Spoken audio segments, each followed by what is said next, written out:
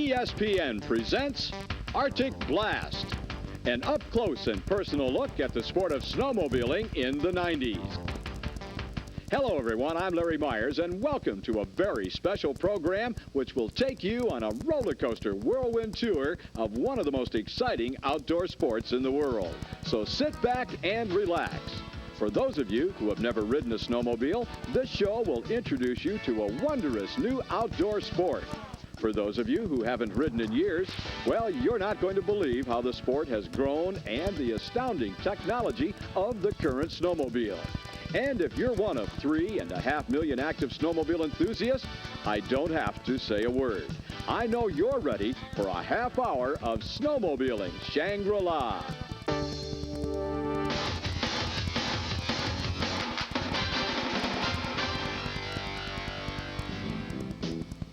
When the winter winds blow and the skies dust the land with white powder, most inhabitants go into hibernation, both literally and figuratively. Mother Nature's creatures seek shelter, while man adjusts to the winter environment by taking his activities indoors. Millions, however, have found an alternative to that annual scenario. Winter, you see, is traditionally the time for the snowmobile enthusiast to get out their pleasure machines and go for it. There are very few sports that allow its participants to take in some of the most picturesque scenery in the world while treating them to one of the most exhilarating experiences imaginable. Parks and recreation areas that are plush and green during the summer are transformed into adventurous and challenging riding areas during the winter months. Such renowned recreational landmarks like Yellowstone National Park or Jackson Hole, Wyoming, are just two examples of popular riding hotspots. Once you've decided upon a location, your snowmobile can take you places previously thought unreachable during any other time of the year. Your sled can take you on a personal expedition into back canyons, forests, and mountaintops. Or, if you prefer a more sedate outing, you can utilize trails designed for snowmobile use. And don't think you'll be relegated to the same trail over and over again. There are more than 100,000 miles of groomed and signed snowmobile trails in North America. To put that into perspective, that's twice as many miles as comprise the entire U.S. interstate highway system. So whether you want to take your snowmobile to the outer edge of performance or you're just looking for a therapeutic wintertime activity, this is the sport for you. Watch as snowmobilers explore the nuances of this beautiful yet stimulating sport.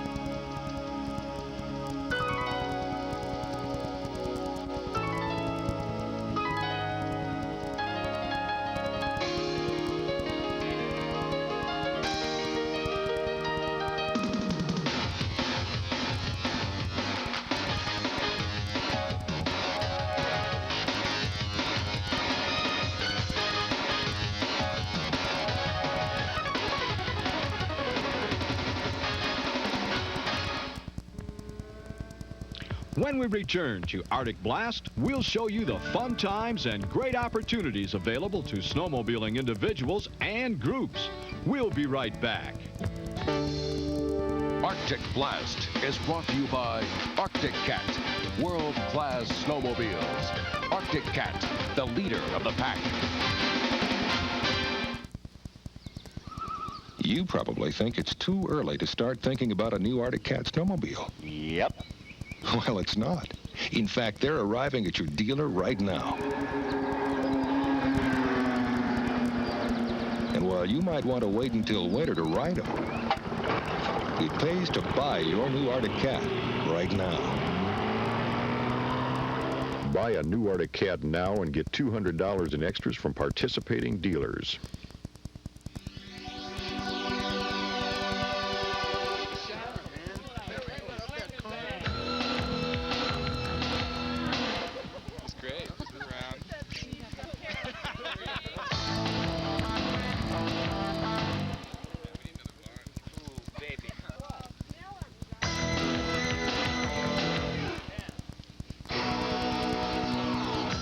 To think some people spend their winters indoors.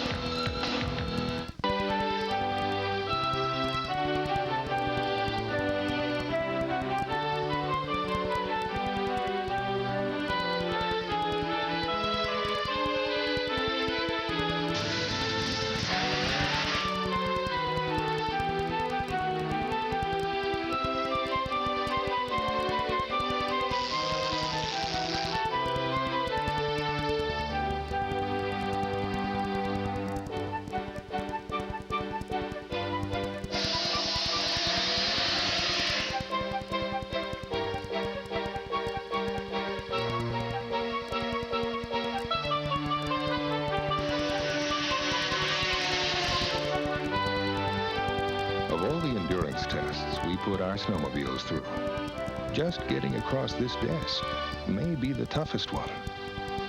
Buy a new Arctic Cat now and get $200 in extras from participating dealers. Arctic Blast continues. One of the largest growing segments of the snowmobile population are the young adults who want to share some quality time with their friends. As thousands have discovered, overnight snowmobile trips have a lot to offer. Out on the trails, you can turn in some hot riding, relax and take in the sights with some mild-mannered touring, or try a little of both. And when the winter winds prove to be a little too much, pull over, break out a couple of thermos containers, enjoy a hot beverage, and you've got an impromptu snowmobile party.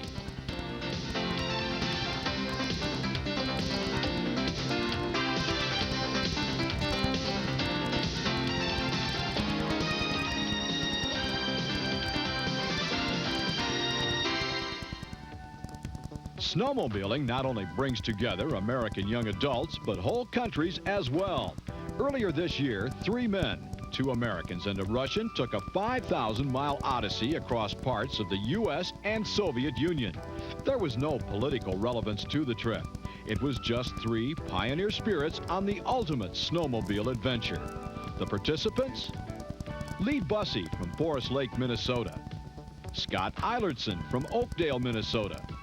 And Grigory Shulik. That's Grigory modeling the latest in Russian headgear. The 3 set out on January 16th on a one-of-a-kind trip that would end in the Soviet Union nearly 3 months later. The first leg of the trip took the trio and their escorts from Minnesota to New York, where they would fly across the Atlantic to Helsinki, Finland. In between Minnesota and the Big Apple, there were daily get-togethers with fellow snowmobile enthusiasts. There was definitely no shortage of social activities on this trip. Upon arrival in Europe, news cameras were replaced by home video cameras. All along the frigid route, the amateur videographers caught the snowmobile contingent being greeted warmly by the Soviet people. Red Square in Moscow, a picturesque finale to the long trek. Although the trio would ride deeper into the Soviet Union, Moscow was the symbolic end to the expedition. As if they didn't have enough time in the saddle, the 2 Americans took on some of the locals in a friendly snowcross event in which the U.S. riders whipped their Soviet counterparts. It was obvious Russian snowmobile technology has not kept up with the rest of the world. The Minnesota to Moscow expedition was an example of snowmobile fun taken to the max. Although the trip took close to 100 days, the memories will last a lifetime. His face may or may not be familiar to you, but his is a household name and is synonymous with speed and excitement. This is Mario Andretti, Indianapolis 500 champion, IndyCar Series champion, Formula One World champion, Daytona 500 champion. You name it, he's driven it and he's won in it. In addition to being one of the all-time racing greats, Mario has been an avid snowmobile enthusiast for many years. Well, we have a different variety of usage for the snowmobiles. We just use them to ride around and go trailing, and also we do quite a bit of racing on the lake that I own. And so this type of recreation has really brought our family together in many ways, because we just take advantage of the winter months. And Arctic Cat has been part of our family, if you will, since about the middle 70s. A lot of riding here. As Mario will tell you, doing it on a snowmobile may not be like hitting 200 miles plus at Indy, but it comes pretty darn close. In fact, one of the ways Mario trains for races like the Indy 500 is to take his snowmobile out and put it through its paces. It's a tremendous workout. Right, Mario? Oh, yeah, incredibly. In fact, it's great exercise. I always, whatever I do in the way of activities at home, I always try to use that as an excuse for training. And it beats the heck out of jogging, I think, or walking, doing that sort of thing. Mario Andretti, a racing great who belongs to the ever-increasing fraternity of snowmobile riders. And when we return to Arctic Blast, we'll see some more snowmobile riders competing in this country's most famous snowmobile racing events. Arctic Cat, sponsors of this ESPN special, invite you to the 1991 Arctic Cat National Dealer Open House. Come on by your local Arctic Cat snowmobile dealer and see the new models. Get together with fellow enthusiasts and help kick off the new riding season. Arctic Cat dealers will be on hand with refreshments, brochures, and the answers to all your questions. And if you're ready to deal, don't forget to take advantage of pre-season offers from participating dealers. For more information on Arctic Cat's National Open House, call your local Arctic Cat dealer.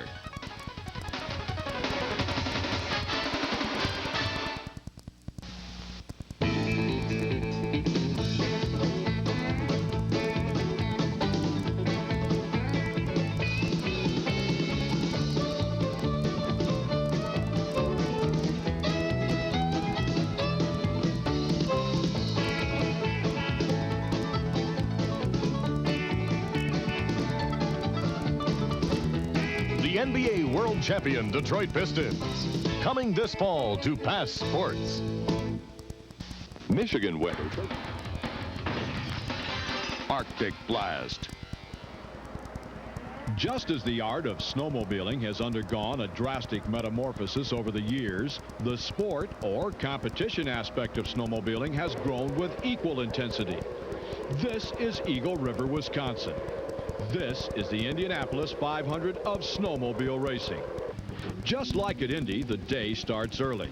Snowmobiles designed to negotiate the famous banked half-mile oval are ready for battle. All the manufacturers are here. All the top riders are here. A win at Eagle River brings a rider instant recognition. A victory for a manufacturer goes a long way on Monday morning in the ad agencies around the country. The pressure of the big race weighs heavy on the shoulders of team managers, mechanics, and of course the riders. 27-year-old Brian Sturgeon is one of the best in the business. As a factory rider for the Arctic Cat racing team, Sturgeon has become one of the most respected racers on the snowmobile circuit. His success is due in part to his mental and mechanical preparation on and off the track. The action at Eagle River is hot and heavy. The most popular snowmobile racing venue in North America stages competition in 13 classes. The stock or production classes carry a lot of prestige. After all, manufacturers pit their best over-the-counter sleds against each other. Adding to the prestige and recognition factor is the fact that only minor modifications are allowed on the stock machines. The fans know that they can buy what is being raced. The A stock class is where the fastest sleds compete, and our friend Brian Sturgeon stunned the racing fraternity by winning that class on essentially a B stock Arctic Cat EXT Special. Racing against sleds with 20 to 30 more horsepower, Sturgeon drove his Arctic Cat to victory and into the record books. Oval racing requires speed and finesse. Cross-country racing, on the other hand, requires speed, endurance, and the ability to withstand punishment over a sustained period of time. The International 500 is acknowledged as the most grueling cross-country test for both man and machine. And like the oval at Eagle River, it's a very prestigious victory for a racer's mantle, as well as a manufacturer's ad brochure. The concept of the event is simple. For 3 days, snowmobiles leave designated starting points in timed intervals and traverse nature's roughest terrain. The event starts off in Thunder Bay, Ontario, Canada. 160 miles later, day 1 ends in Grand Marais, Minnesota. Day 2 begins in Grand Marais and ends in Duluth, Minnesota, another 175 miles. The final day, there's another 150 miles of competition until you hit the finish line in White Bear Lake, a small town about 30 miles north of the Twin Cities of Minneapolis-St. Paul. So who came out on top in the 1990 I-500? Arctic Cat's EXT Special again took the laurels in the most prestigious event of its type. But this time it wasn't Brian Sturgeon, rather his stablemate, Kurt Hibbert.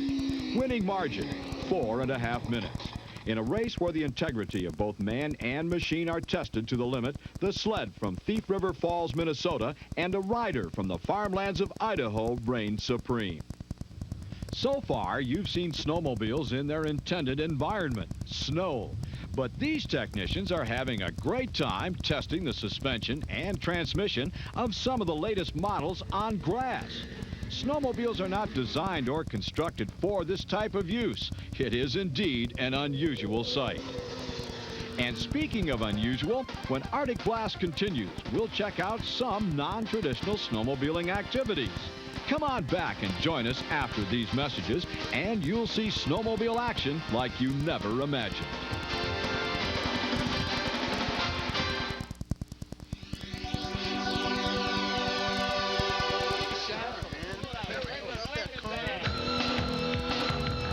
In the last segment, you saw snowmobiles being tested on grass. Well, here's a variation on that theme. A sport which combines snowmobiles and grass. It's called, appropriately enough, grass drags. A quick peek through the paddock area reveals some mighty strange configurations. Imagination is not lacking, that's for sure. Winning on the grass requires horsepower. Consequently, engine tuning and prepping is a constant activity during a racing weekend. One major difference between snowmobile grass drags and automobile drag racing is in the traction department. While cars opt for big rubber slicks, snowmobiles use treads embedded with spikes to grab hold of the ground. The result, speeds up to 90 miles per hour for some of the heavily modified sleds. Besides the exotic high-speed machines, there are a lot of stock-looking sleds.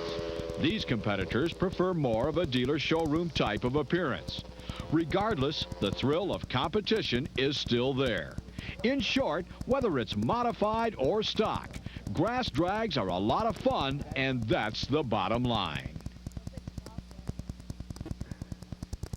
Now, grass drags are not such a radical departure from the snowmobile's natural habitat.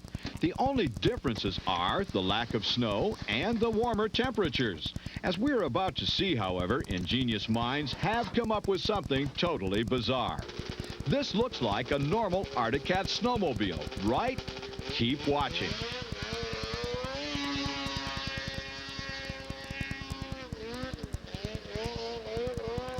This is what is called water skipping or watercross, to use the proper snowmobile vernacular.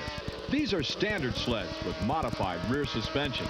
Also, the riders have put their sleds on a diet. In watercross, the better the power-to-weight ratio, the more competitive you are, and the less chance for disaster. Now, disaster in watercross does not carry with it the devastating effects you might associate with high-speed action. Disaster in watercross competition is, well, what's that old adage? A picture is worth 1,000 words.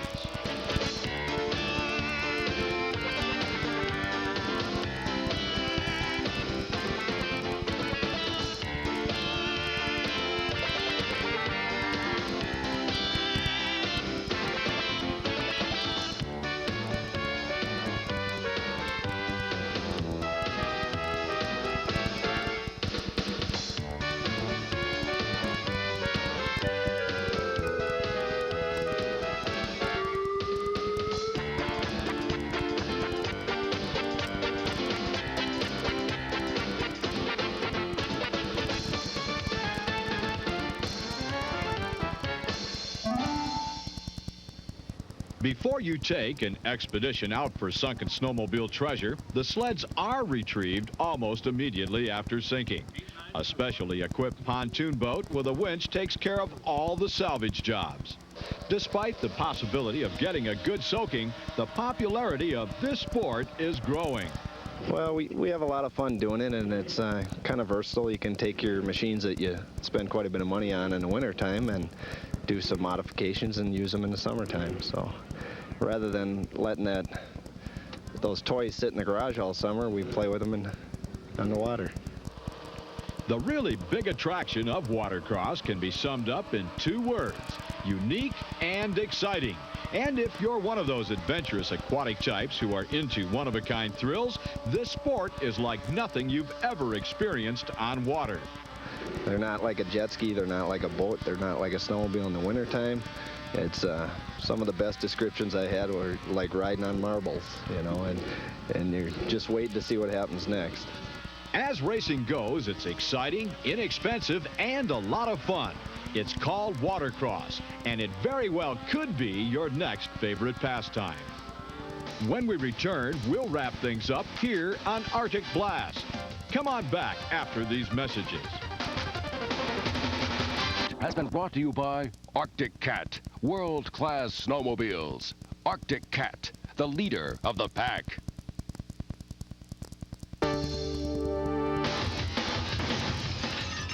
Arctic Blast continues. Welcome back.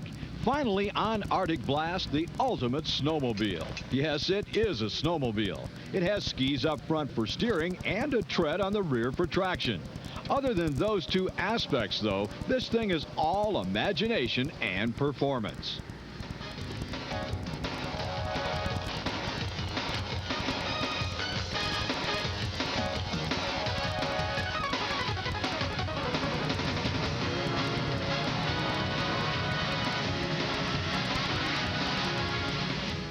Feet in length. It produces in excess of 1,500 horsepower at wide open throttle.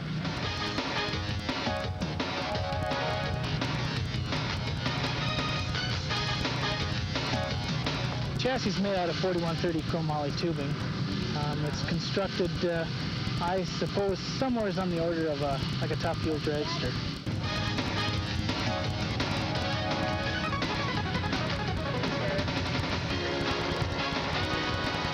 The first half of the run, you got just massive acceleration. The machine's trying to pull off from underneath you. It's stretching your arms back, flattening you in the seat really, really hard. And then the second half, you got the big wind pressure, over 150 miles an hour.